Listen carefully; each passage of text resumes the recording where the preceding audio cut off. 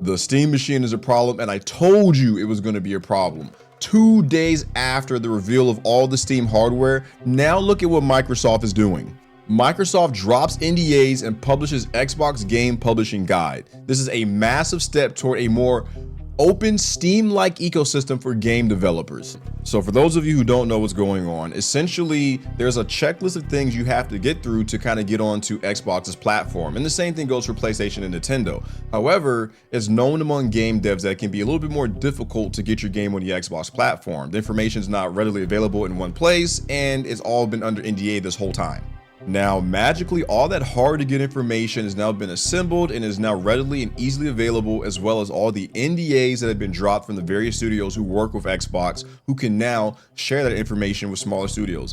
Don't you think that's odd that if that information was kind of gone for like a decade or two, that now all of a sudden after the Steam machine enters the picture, that here it is, guys, this is how you get on our platform? You don't think that's a little weird? Isn't that a sign that there maybe Microsoft is acknowledging just how big a problem the Steam machine might be?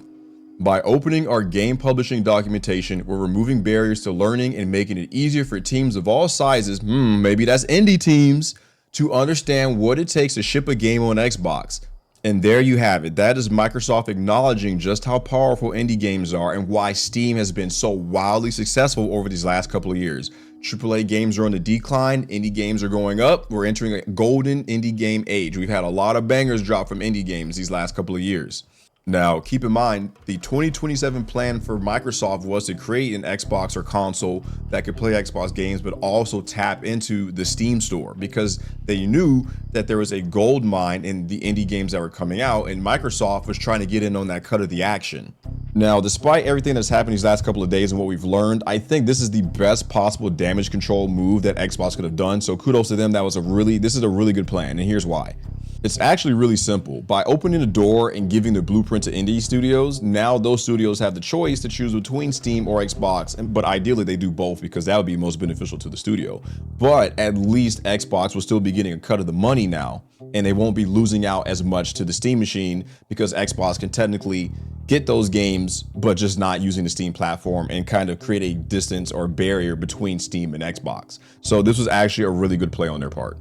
But that's all I had. I really wanted to talk about this. Microsoft doing this days after the reveal is just a huge nod to the power of indie games and how big an impact they've had in the gaming community.